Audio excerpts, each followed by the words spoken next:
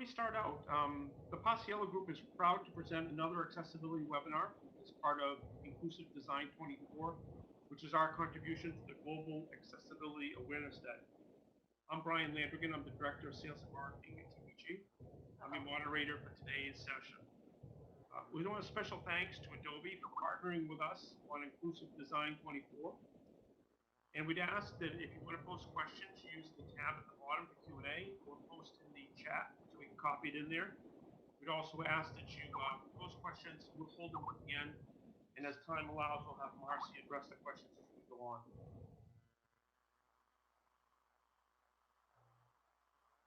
Okay. Let me give your introduction, Marcy. Marcy Sutton. Sounds good. Marcy Sutton is a developer at Substantial, a 60-person product development company in Seattle, Washington. She's also an instructor and co-chair of the Seattle chapter of Girl Develop It, a nonprofit organization focused on teaching women the skills of software development. She can frequently be found riding a bicycle or playing frisbee with a dog who happens to have epic eyebrows. So without further ado, here's Marcy Sutton speaking to accessibility of web components. All right, thanks for that great introduction, Brian.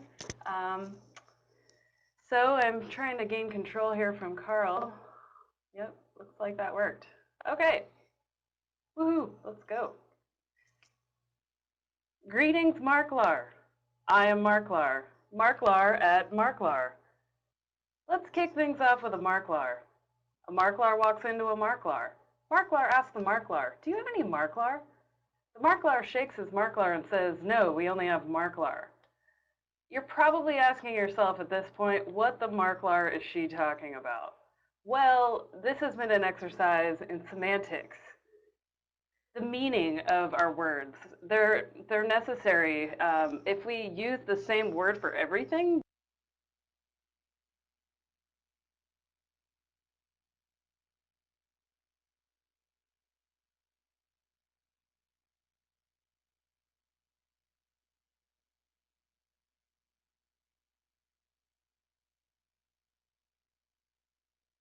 there wouldn't be any meaning. So the same is true with our HTML. The same word would be useless over and over.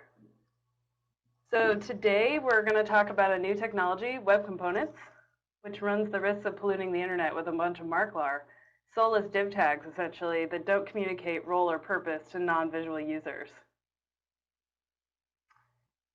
As Brian said, I'm Marcy Sutton. I'm not a freelance Marklar, but rather a full-time developer at Substantial, which is a company here in Seattle.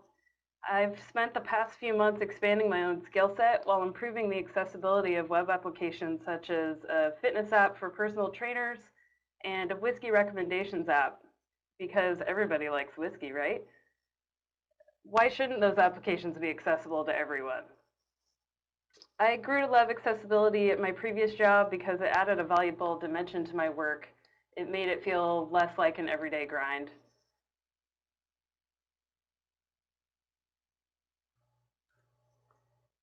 Let's move forward. Oops, little lag here.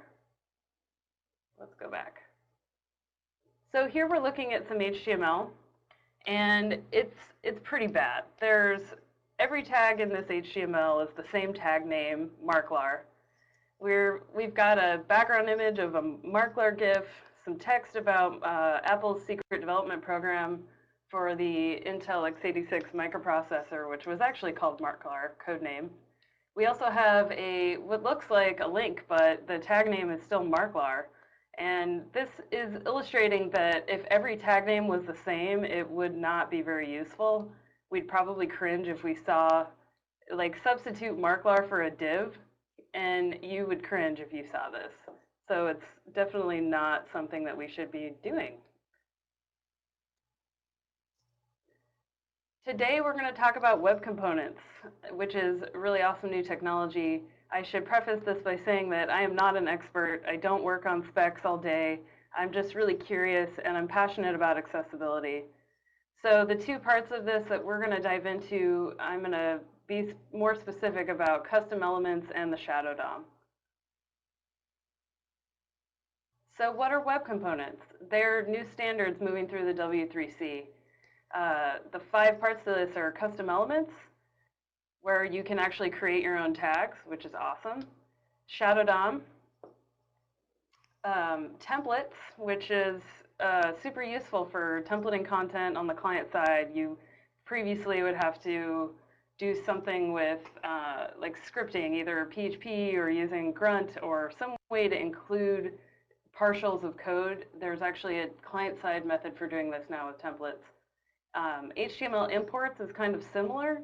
You can include a partial of code just like you would include a style sheet and a link tag, but you can include an HTML file, and it's a really exciting way to work for front-end development. And then lastly, one part of the spec that's still emerging are decorators. I don't know as much about them, but my limited research made them look pretty awesome. The idea is similar in your CSS, how you might include a background image. You could include a snippet of HTML in your CSS, and it would actually decorate your HTML. So it's presentation-related code, but rather than just being limited to CSS styling or applying a background image, you could actually apply markup through your CSS. So I'm really excited to see more about decorators. So why are we excited about web components? Why are there 2 talks about web components today? I'm pretty excited about them. As front-end developers, we love to talk about what's new. In this case, web components mean that we can extend the DOM. We can actually create our own elements, and we aren't waiting for browser implementers to create the next form input or some fancy button tag. We can go and create our own. And in the case of Shadow DOM, we can minimize conflicts.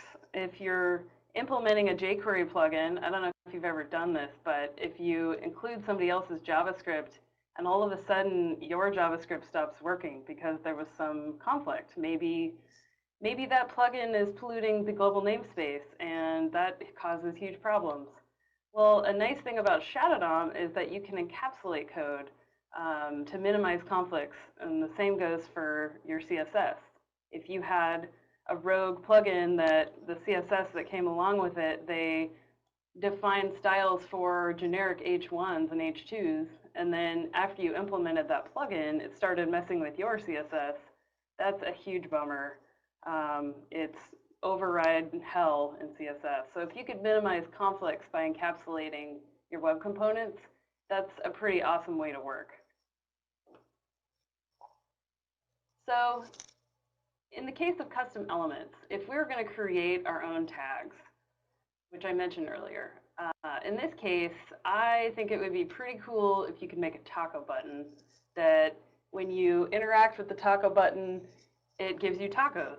So here we have a big tag that just says x-taco button. And the dash is because a requirement of naming your own elements is that you basically namespace them with a prefix and then a dash and then the name of your element. And this is going to prevent, in case they wanted to make a taco button later, I guess, we can create a collection of our own components that start with the prefix, and then, oh, and I see Dale saying Chrome is removing those prefixes soon. Yeah, we'll see. But that's how it is right now. So this element that I made, the taco button, if I tab through the page, this is my custom version of Reveal.js for my presentation slides. So I've actually added a few features to it. One of those was that every slide is visible if you just use it out of the box. So I made it so that only the current slide is visible. So let's go on to the button. Give me tacos. Got a little bit of a delay when I tab, so it's a little challenging too. There we go. Give me tacos. So I have this button. It received focus. It changed color. It has an outline. If I hit the Enter key, sit and wait for the latency here, but it should start giving us tacos any minute now. I sure hope so, because it worked this morning. Give me tacos. Give me tacos. There we go. All right, tacos. If we just keep hitting enter, we should get more and more tacos. I'm just gonna let that go for a minute. Whoa. Okay, epilepsy warning in case you're looking at the screen. I hit enter a few times with the lag. So the idea here, I'm gonna refresh the page so that it's not so crazy. But with the taco button here, this is kind of a ridiculous example, right? Like, you don't need a button to really give you tacos, but one thing that you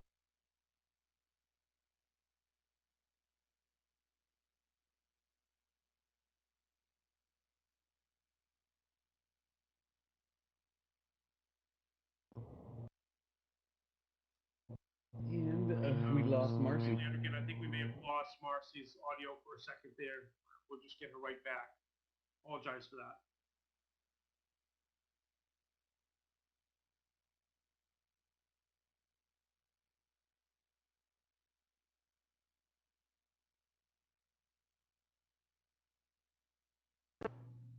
Marcy, we got you back? You got me back now? Yes, we do. Woo. I think sometimes this application just is like, I'm done, and it restarts. All right, so yeah, too many tacos. I overloaded you with tacos. So what I was saying was, this element is pretty contrived. Like, it seems sort of ridiculous, but it has all of the same elements of one that you might want, which is an autocomplete widget. So there's a user control, the button, and you could swap that out for a text input or a search input. And as you would start typing in an autocomplete widget, it would make asynchronous requests to pull back results and show them to you. In this case, I'm showing you taco GIFs, but it's something where there's multiple parts and you always want it to do the same behavior, like make it a component that somebody could reuse and drop into a web page. That would be pretty awesome. So I am seeing in the chat that definitely not getting rid of the custom element prefixes from Alice, who works at Google. So yeah, keep an eye on that. I haven't really heard one way or the other, except that that's how it is right now. So I mentioned Marklar earlier. If we don't really do anything, when we create these new elements, they don't have any meaning. They're basically just Marklar tags. So we really need to add some semantics.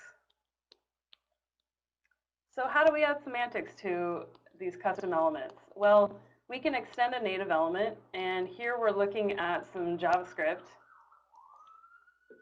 We first need to create an object, and we're going to extend the HTML button element and its prototype. So we create a variable with an HTML button element prototype, and then we apply that to an element that we're going to create.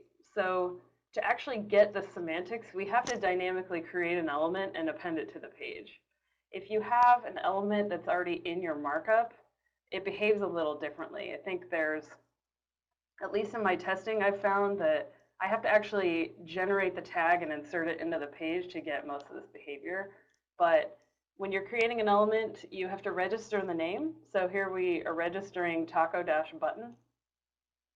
And then we apply the prototype that we created in our object earlier. And then we append this thing to the page. So there's some really interesting things going on here that are really important. Rather than just extending HTML element, if you extend an existing element, then you can get some of its behavior. At least that's the goal. So custom elements right now, they don't have very wide support, but I really like working with native elements. That's what most of my research was done with, even though there are 2 polyfills right now, at least that I'm aware of. Native support for custom elements right now is in Chrome and Opera latest, and Firefox Nightly, I believe, or Firefox 30, which I assume is Nightly. And there's a great site, Are We Componentized Yet, that I've been checking for some of this stuff. And it's worth noting that everything I'm talking about moves so fast that it's really hard to keep up with it. I have found that presentations I gave on this a month ago are already outdated. So it changes really fast. And what's really cool is that browser implementers are hearing our call and making changes to these specs and the way they implement them. So if something, you know, for example, I'm hearing people talking about the custom element prefixes. Like, that's changing really fast. So we have to keep our eyes on it and remember that what I'm talking about right now will change really soon. So I mentioned there are two polyfills. There's one from Mozilla called Xtag, and it has a really nice library that it gives you where you can, rather than being up in your elbows or up to your elbows in native JavaScript, you can use a little bit of their object creation method. So here we're registering an Xtag element called XTacoButton, and I'm using the X dash to indicate that it's an Xtag element. But we do a similar thing, at least in my case. I extended an HTML, I should say button, it says div, HTML button element prototype. Their documentation says that if you put extends and then the type of the element that you want to extend, that's how you do it in Xtag. I found that it actually won't run if I include extends button. But one thing that's really nice about their library is that you get these lifecycle callback methods. So there's created, inserted, removed, attribute changed, and then events that look similar to, say, if you've used Backbone or Spine.js, you can wire up events really easily. So in the case of my taco button, I wired up a click event and a key down event so that I could make sure that my button would do what it's supposed to, which is show me taco gifs. So Xtag's pretty cool. There's another one called Polymer that I am excited to hear Alice's talk later today, because my research, I used Polymer's shim to expand support to more browsers, but I haven't done as much with creating elements in Polymer. So I just showed this as an example that their extends method is a little different. In the name registration up here at the top, it says extends button. So it's actually on the tag instead of in the JavaScript, but I imagine you can do it either way. I'm really interested to see what Alice has to add on this topic, but it's pretty similar to Xtag. They just structure their objects a little differently. So pretty awesome. So the idea of a polyfill to add is that in the case of the shim, you can guarantee that the custom elements and shadow DOM stuff that you're using is, you can add support to a larger number of browsers than just those 3 that I mentioned in the beginning. The native support is pretty spotty because these are such emerging specs. But with a little help with a JavaScript library, you can expand support, and I'll touch on which browsers they support a little later. So another way that you could add semantics is to use native child elements. So inside of a custom element, in this case, I'm making a taco surprise element, and it doesn't really have any semantics itself on the wrapping tag. It's basically just a div right now, and that gets read aloud as a group, at least in VoiceOver. So inside of my taco surprise element, if I use heading tags and buttons and paragraphs or image tags, instead of making a div for a button, I just use a button, then I can guarantee that I get all that behavior and it's interactive. Like, that's how you make something accessible. You just add semantics inside as the native child elements. And Dale is adding that I like 1H1 per page, apparently. I do, yeah. I don't think that the HTML5 heading algorithm is really being used. We've kind of determined that because screen readers aren't supporting it, you're kind of shooting yourself in the foot there if you want to have a clear document structure. So I personally believe only 1H1 per page right now. So another way I wanted to add this in here to add semantics is you can always use attributes. Like, if you wanted to add a role. In my case, extending elements isn't really adding the role, I've found. I need to do some more research and play with it some more, but you can always just add an ARIA role to if there is an existing native element that you want to extend or a existing behavior. In the case of button, I could add role equals button. And to get it to be interactive from the keyboard, I can add tab index property of 0. As I personally believe that you should not use numbers over 0 for tab index because it's too hard to manage your tab order.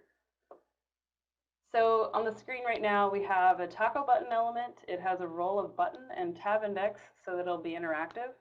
And to register callbacks on this, so to enable events, I am still creating an element, but it's already in the markup. So I've found that I can register the element so that it doesn't come up as an unknown element. But in order to register callbacks for events, I need to create an element and reference it in my JavaScript, but I can get it to read as a button by adding a button role.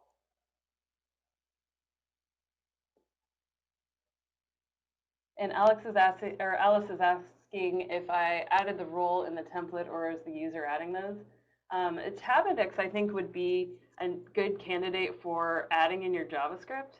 So whenever you create the element, I think if you're creating a button element with JavaScript, it's certainly feasible that you could add tab index with JavaScript. And the same with the role. I think it's just whatever gets read aloud in assistive technology is what we should do. And if everything you're doing to instantiate a button is in JavaScript, then adding attributes with it seems fine to me. The less thing that the user would have to actually drop into their markup, or the end developer, if they could just add taco button and just the tag name, then that's less for them to forget. And we can just give them an element they can drop in. It comes with some JavaScript. The JavaScript adds all the necessary attributes. Then that seems like a better workflow because you've accounted for that. Mike Moore is asking, would adding the role in the JS result in a buffering issue in the assistive technology? That's a good question and what I was just wondering. In the case of tab index, you can add it with JavaScript, but I would like to do a little more testing about the role because that's a really good question. So wait a minute, we are talking about all of this really cool stuff. What happens in assistive technology? Like how do screen readers even read these elements? We've talked about semantics a little bit, but I think it's worth talking about how this stuff really works. So especially in the case of Shadow DOM, learning about all the stuff led me to read a lot more about trees as a data structure. And there are a couple characteristics of trees that are worth noting. They have a root value and subtrees of children. So we can see on the screen, I actually have a screenshot from a book on Scheme, the language, and it has a root node, and branching off of it are child node trees. There are no circles here. They don't meet each other. So they branch off of some root node. It's an interesting characteristic of this data structure that we interact with every day as front-end developers in the DOM. Browsers are also really complex applications. They're some of the most complex applications out there. So the rendering engine Flow is super interesting when you start learning about web components because for me, in asking these questions about accessibility, I had to know how they're being attached to the page, what the screen reader experience would be, like where does that come in the life cycle of this? So this screenshot is from a really great article from HTML5 Rocks called How Browsers Work. And it shows you how HTML is parsed and tokenized. So they take every tag and create an object out of it. And that creates the DOM tree in this flow. And we're looking at the WebKit specific flow. The Firefox flow is a little different, or the Gecko. So when the DOM tree is created, style rules affect the tree.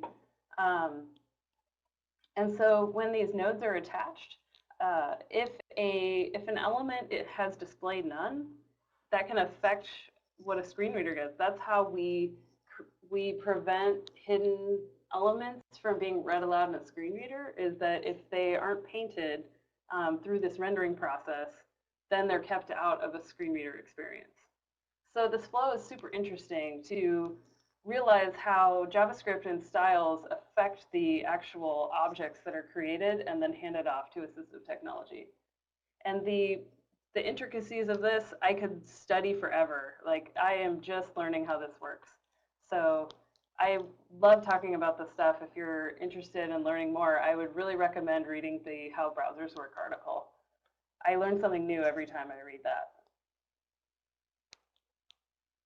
So getting into Shadow DOM. What is Shadow DOM? It means that something is encapsulated by hiding a DOM subtree under a shadow root.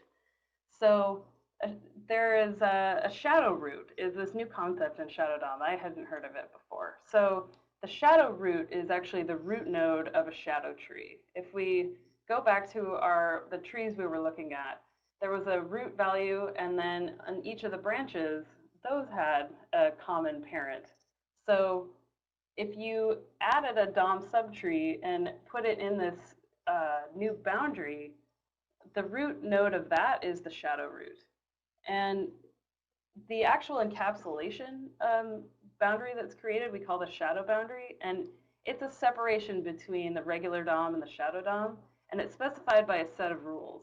And those rules seem to be changing quite often. That's what I was saying with the specs. They change really often. There was a property that you could add in your JavaScript when you created a shadow DOM that was called apply author styles, and it allowed you to cascade your CSS into the shadow DOM from the larger document. They deprecated that, and I have yet to hear what replaced it, but it was really useful if you, as the document owner, wanted your style sheet to cascade into the shadow DOM. Otherwise, when you create these shadow DOM subtrees, there are some CSS properties that cascade in and some that don't. Like the font will cascade in from the larger document. I think some colors come in, but not everything. Like, it's really strange. So which properties come in and which don't through that boundary seems like it might change, and this is the part of the specs that seem like we aren't on solid ground. So it'll be interesting to see where we land with that. One other term I'd like to add is the shadow host, which is the element hosting one or more shadow trees. So you can actually append more than one shadow DOM into a root node in your document. So we have a diagram here from the W3C shadow DOM spec, and we can see a document tree on the left side, and it has a shadow host, which, if you think of, a good example would be the video tag in HTML5. To create a video tag, you just drop in the video tag. You don't have to add the controls, the little speaker icon, or any of that range stuff. So you drop in the video tag, and if you have Shadow DOM enabled in your developer tools, you can actually see all of the controls that are behind the Shadow DOM boundary. So there's an interesting graphic here from the Shadow DOM spec that shows you the relationship between the shadow host and the shadow root, and then the shadow subtrees, which are the children of, for example, the video tags shadow DOM. So it's worth going and looking at a video tag in Chrome or some browser where you can turn on Shadow DOM and go and inspect all of these child elements. It's really interesting. So we've been using Shadow DOM under our noses for a while. It's just now that we can create our own Shadow DOMs. So how do you create one? We have some JavaScript here. It's really similar to the custom element code that we saw earlier, except that after we create an element, and I'm just creating a generic HTML element, which is what most of the examples show you how to do. But if I needed to add semantics, I might want to extend a different kind of an element, like an HTML button. But after you create this element, there's a method that you can call called created callback, and you can add code to run after the element is created. In this case, we're creating a shadow root with the shadow root. It's this.create shadow root in the function call. And then after that, you can clone content into your shadow DOM and append it to the document. So what this does in effect is it takes your existing node and appends a shadow DOM subtree into it. So kind of the two magic things here to make shadow DOM happen. In the created callback event, or the callback, you can say create shadow root, and then the shadow root, you append content into it. And in this case, I'm also registering a taco surprise element. But I think you could probably append shadow DOM. Yeah, I need to go back and visit this, but in the way that I always did it, I created a custom element. I was curious if you could add shadow DOM to an existing element. I think you probably can. So I have a little demo. Given that we had some difficulties earlier, I'm not sure that how it's going to work with VoiceOver, but let's open it. And a little warning, if you go and look at these slides, and I'm going to post them at the end, this demo has a giant GIF on it, like really, really big. I intended to only look at it on my local machine. But we can go and look at this little Shadow DOM widget that I've created. So I'm going to open the developer tools. Yeah, hold on. Let me. Sorry, did you want me to turn on VoiceOver? Because this is going to have to go through my speakers. You know, I don't think we need to. We can we are already at 9:40. I think we can probably just look at the dev tools here, and I can explain what we're looking at. All right, I'm going to take the mouse real quick and turn off my mic, and then I'll be back. Got it. Okay, so we're looking at this demo, and my idea for Shadow DOM element is that what if you had a button that had multiple states, and you just want to be able to drop in a single button, but make it so that the user has to engage it before they can do anything. So maybe it's like a nuclear detonator, and you know those switches, you have to like flip a cover and then you can turn on a button.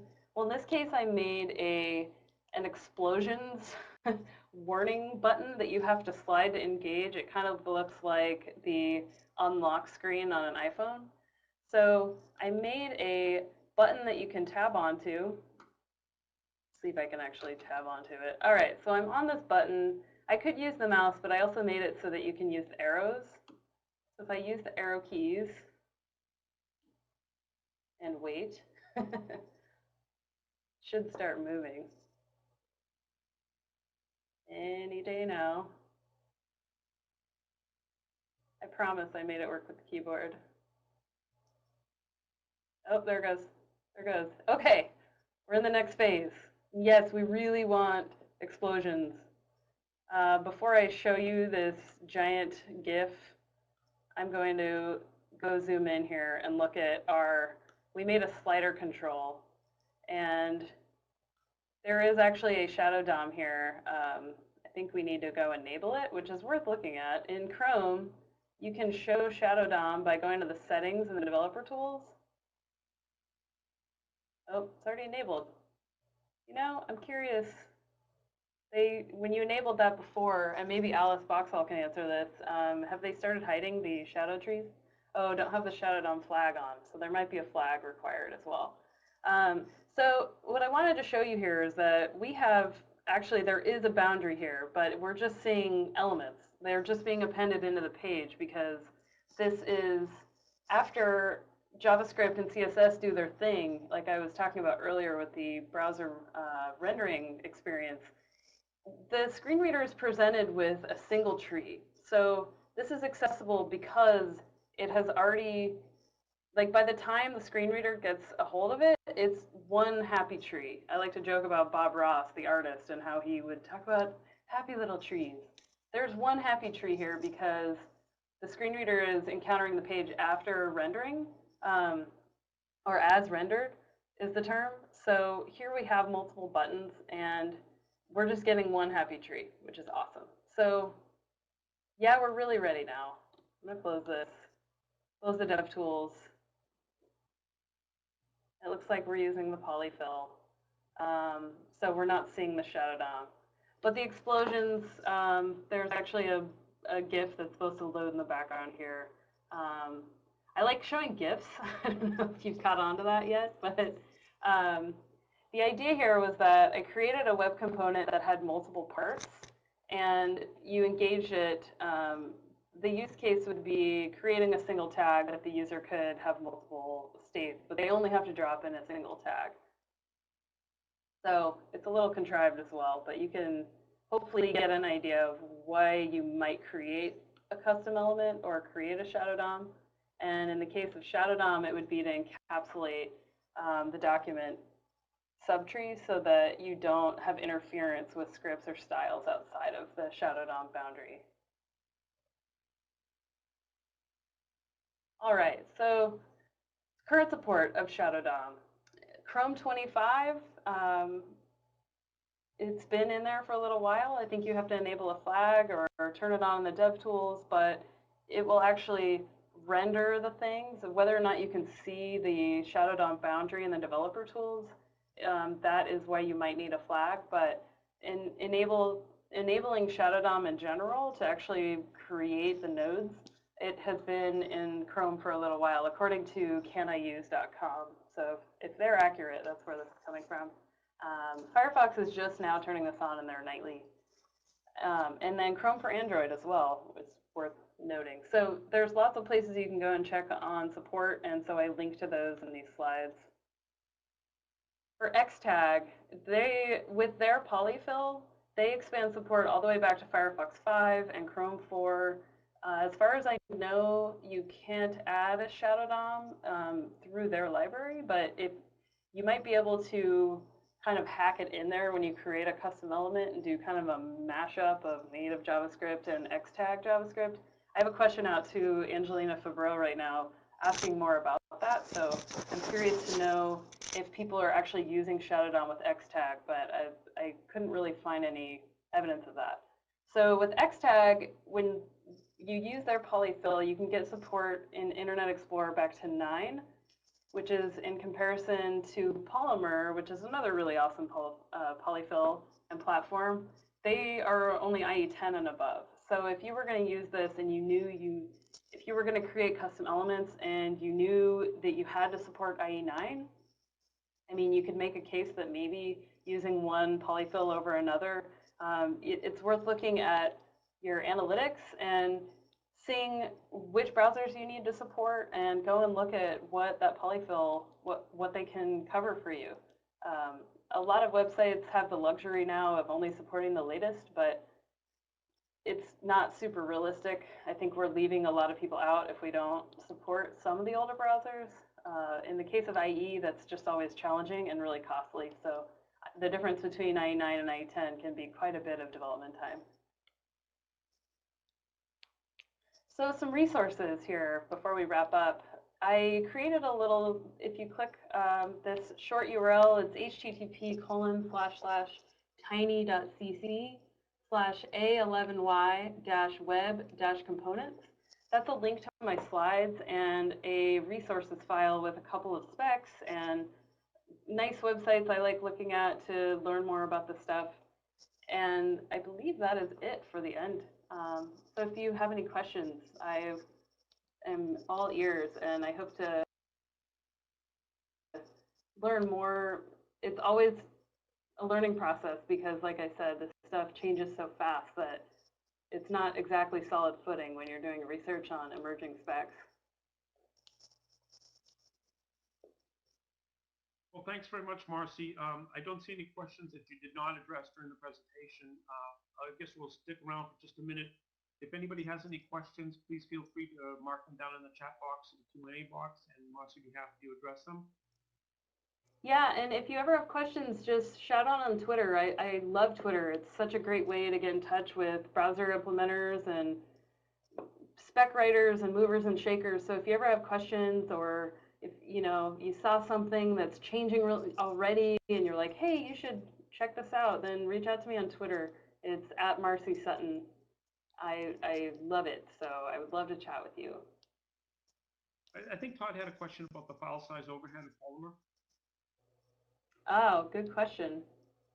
I think, yeah, Polymer is 163K minified, 48K gzip, which is pretty big. It is pretty big, yeah, and it's worth taking a look at that in your environment.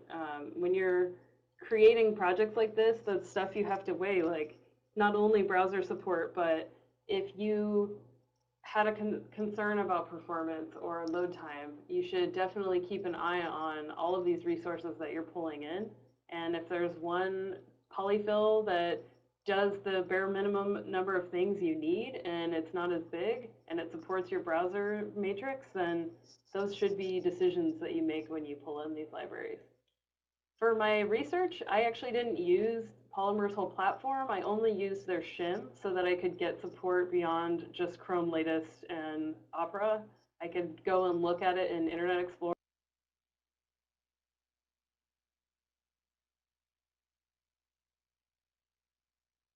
Oops, I think we lost Marcy again. Well, as she tries to get back, I just want to thank everybody for attending the presentation. Really appreciate participation and appreciate you giving us this opportunity. This concludes the presentation for accessible components.